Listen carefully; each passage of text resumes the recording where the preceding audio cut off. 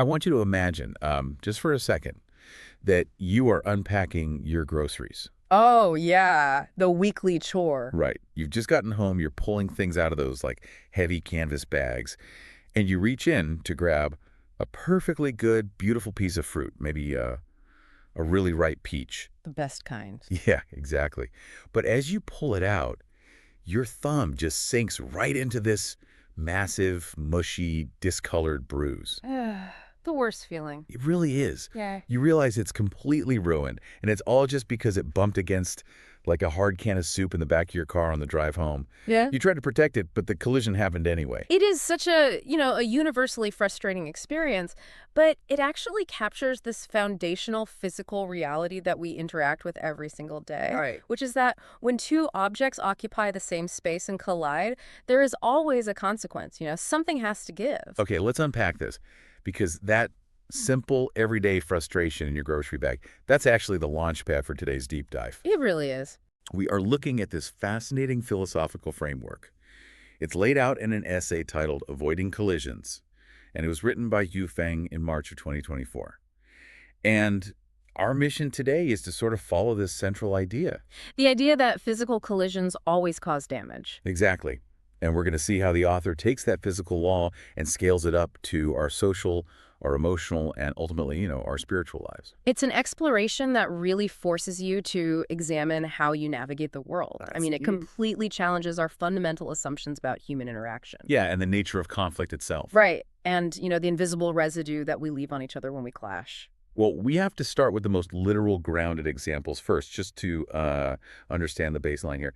So let's go back to that bruised peach. Okay, yeah. If a soft piece of organic matter, like a fruit, a potato, a sweet potato, if it bumps into a hard surface, the exact area of impact is where the rot begins. And we really need to look at the mechanism of why that happens. Because when that sweet potato hits the side of a bin, it isn't just an aesthetic problem. Right. It's not just a dent. Exactly. The cellular walls at that exact point of impact are physically crushed.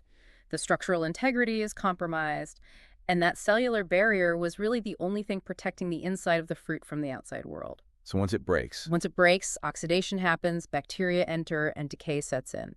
The collision directly initiates a process of rot. But what's crazy is that the philosophy doesn't limit this to just soft vegetables, right? It scales up to things that are built to withstand force, like heavy machinery. Oh, absolutely. Think about vehicles, cars, ships, airplanes. When a collision happens there, even at relatively low speeds, they suffer massive deformation. The metal crumple zones collapse. The fiberglass cracks. The whole structure is irreversibly altered. Yeah. And if you push it to the absolute extreme, even the hardest materials on Earth, like stone or steel, if the force is great enough, they don't just bend, they fragment, they shatter. Which really illustrates this completely universal law. It doesn't matter if you are as fragile as a ripe peach or, as resilient as forged steel. Right. The outcome of a collision is universally negative. It always results in deformation or fragmentation or decay. The original integrity of that object is just lost forever. And obviously, think about human anatomy. If you were in a car crash, the physical collision between your body and the dashboard, that can lead to lifelong disability. Just devastating consequences. Right. A single moment of impact can permanently alter how you walk, how you move, how you live. And we all intuitively understand this physical fragility. We do. We're very careful with our bodies. And our groceries? We pack our bags with extreme care so the soup cans don't crush the produce.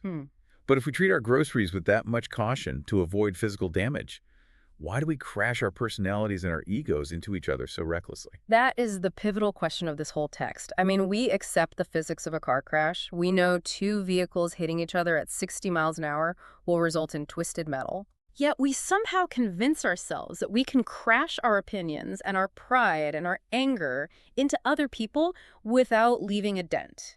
And this framework argues that this is just a massive, dangerous illusion. So if physical matter breaks when it collides, the author's asking if this physics equation applies to invisible things, like human emotion. Exactly. Or on a larger scale, human societies.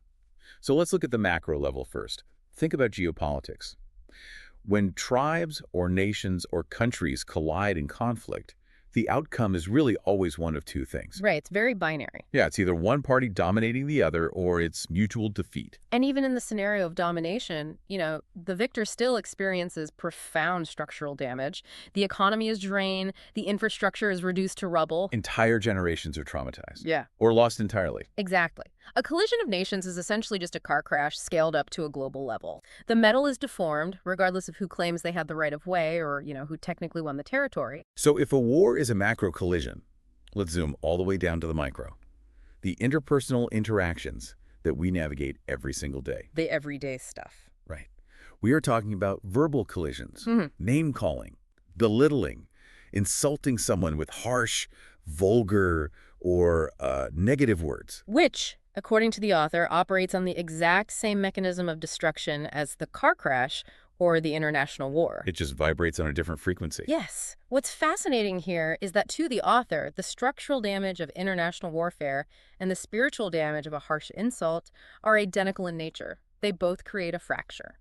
But how do we actually quantify that? I mean, we can physically see the twisted metal of a car. We can see a conquered nation. But if I lose my temper and yell at someone in traffic... Which happens to the best of us. Right. Or if I belittle a coworker in a meeting, there's no immediate, physical bruise on your arm. They might even just nod and walk away. To understand this, we have to look at what happens beneath the surface. When someone is subjected to belittling words, their spirit sustains a collision.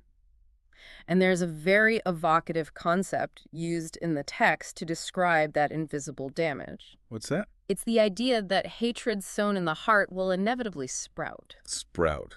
Like a seed. Yes, it is an organic process. It's actually, very similar to an autoimmune disease.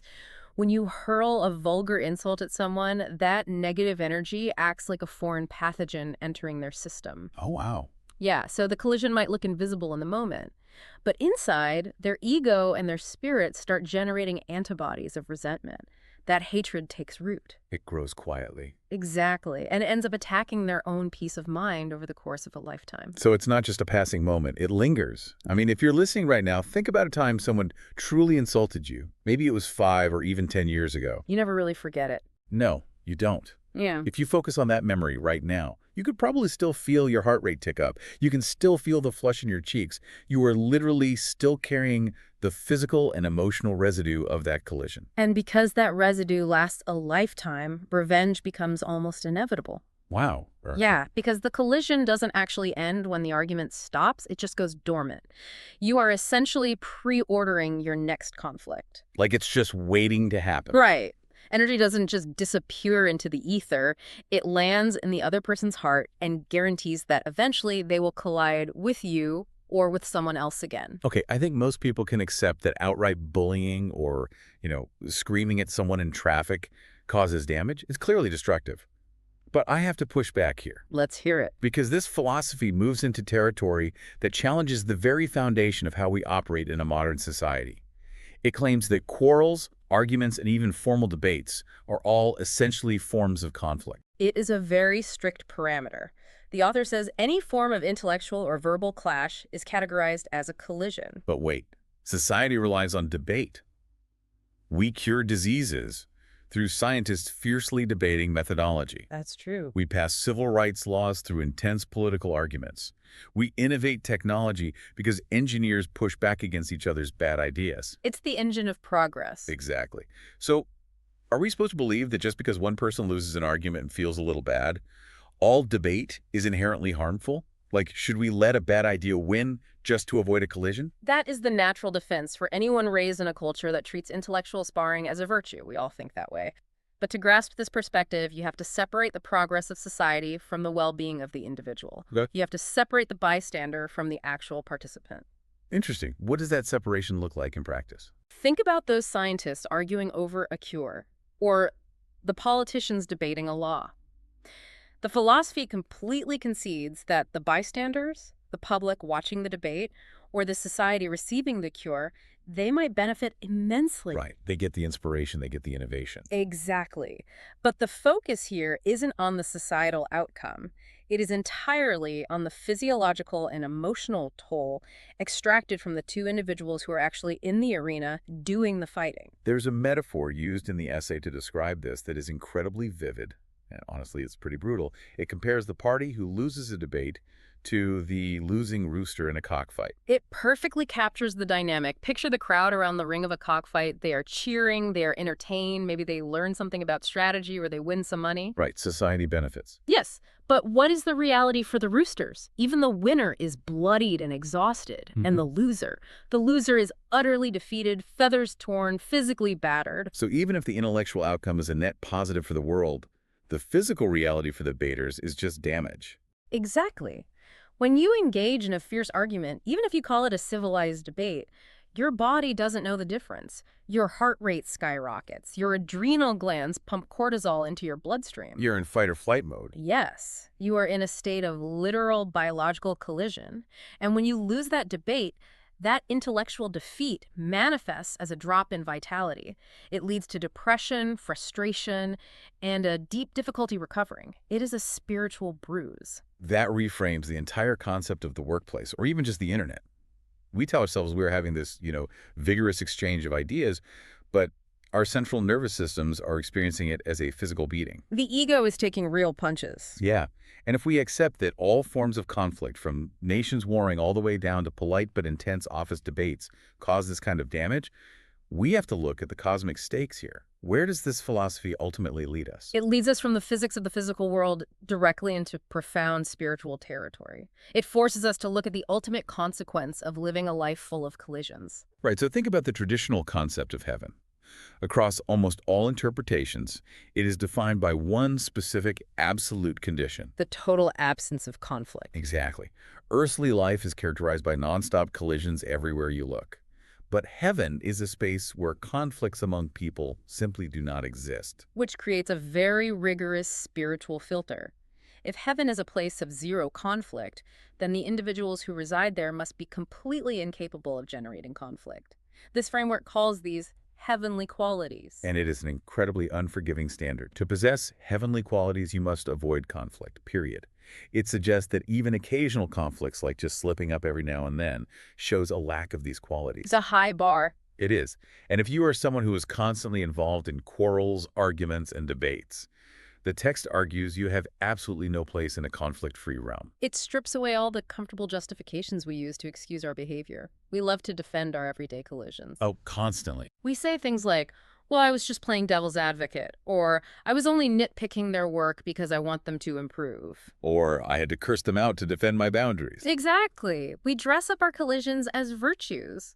But this philosophy lumps them all together. Condemnation, nitpicking, criticizing, questioning, cursing, insulting, attacking, they're all categorized as harmful conflicts. They're all just different speeds of car crashes. Yes. So what does this all mean? Because this is the moment where the framework brings everything full circle, right back to the laws of physics. Applying literal physical laws to the spiritual realm. If we connect this to the bigger picture, the author ties the mundane act of criticizing someone directly to your spiritual destination. Right, because we all know Newton's third law. For every action, there is an equal and opposite reaction. Right. If you push against a wall, the wall pushes back against you with the exact same amount of force. And this philosophy applies that physical law to things like nitpicking and cursing, which is honestly a really difficult concept to swallow. It's a tough pill. Because it means if I criticize someone, I am not just hurting them. Yeah. I am literally hitting my own soul with the exact same amount of force. It's impossible to only hurt the other person. And we have to look at the mechanism of how that works internally. To throw an insult at someone, what has to happen inside you first?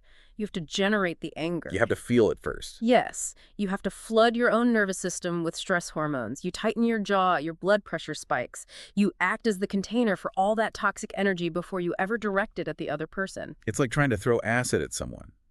You are the container holding the acid, which means it is burning through you first. That is a perfect way to visualize it. It is physically and biologically impossible to only hurt the other person. The energy of that insult ricochets right back into your own spirit. Which completely changes the incentive structure of human behavior, doesn't it? Completely. Normally, we avoid conflict because we're afraid the other person will retaliate, or because society tells us it's our moral duty to be polite. Yeah, we do it to be a good person. But this reveals that avoiding conflict is much more immediate and mechanical than morality. It is spiritual physics. When you throw a verbal punch, the structural integrity of your own soul absorbs the equal and opposite impact. Wow. You are bruising your own fruit. You are shattering your own steel. That raises the stakes of a bad mood immensely. Every time I lose my patience, I am fundamentally harming my own psychology. You are. And if we connect that back to the idea of heavenly qualities, how could a person who constantly damages their own soul with the kickback of their own insults ever hope to enter a conflict-free heaven? Their spirit would be too jagged. It would be heavy with the sprouted seeds of hatred they've both sown in others and absorbed themselves. Right. They lack the heavenly qualities because they've battered them away in 1,000 tiny daily collisions. The structural integrity of their spirit is just gone. Which brings us to the ultimate conclusion of this philosophical journey. On the path of life, and especially on the path to heaven, striving to avoid conflicts isn't just a polite suggestion. No. It is a structural necessity. It is the only way to preserve the integrity of your soul. It is a profound paradigm shift. Mm. It makes you realize that choosing peace isn't just a gift you give to the people around you. It is the ultimate act of self-preservation. You are protecting your own cellular walls. Well said. So let's take a moment to look back at the ground we've covered today. We started by looking into a canvas grocery bag, understanding the literal cellular rot that happens when a soft peach hits a hard can of soup. The baseline of physics? Right. And we mapped that physical law onto the crumple zones of a car crash and the shattered fragments of steel. We scaled it up to see how nations suffer mutual structural defeat in war, regardless of who claims victory. Which brought us to the micro level. Exactly. We examined the physical and emotional toll of the losing rooster in the arena of civilized debate, realizing that the ego takes real physiological damage. Even in so-called healthy debates. Yeah. And we ended with the spiritual physics of Newton's third law. The reality that you are the container for your own anger, and every harsh word bounces back to fracture your own spirit. The practical application of this is immediate for everyone listening. Think about your next interaction. The next time you are tempted to fire off an angry, sarcastic reply to an email. Which is so tempting. Always. Or the next time you feel the urge to coldly nitpick a colleague over a minor mistake in a meeting. I challenge you to pause and visualize that rotting piece of fruit. Ask yourself in that exact moment. Right. Ask yourself, am I willing to flood my own nervous system with stress? Am I willing to absorb the equal and opposite damage of the words I'm about to speak? Is this minor collision really worth the permanent bruise on my own spirit? It is a heavy, necessary question. And it brings me to one final thought I want to leave you with, something that's been lingering in my mind since we discussed the rooster metaphor. Yeah, we talked about how bystanders can benefit or find inspiration from a fierce debate, taking the innovation while the losing rooster suffers deep depression and physical stress. Right. Society benefits while the individual suffers. If that's true, look at the ecosystem we've built today. In our modern world of 247 televised political debates, viral online arguments, algorithms designed to constantly feed us outrage, are we systematically sacrificing the mental and spiritual well-being of a few debaters just to entertain and educate the rest of us bystanders? That's a dark thought. By tuning in every night and cheering for the intellectual destruction of commentators and politicians, are we essentially just sitting in the bleachers of a giant, digital, spiritual cockfight? Wow. It is definitely something to mull over the next time you unpack your groceries. Carefully keeping the soft fruit away from the hard edges, just hoping to make it through the day without a collision. Good luck out there. Thank you so much for joining us on this deep dive today. Keep questioning, keep learning, and we'll catch you next time.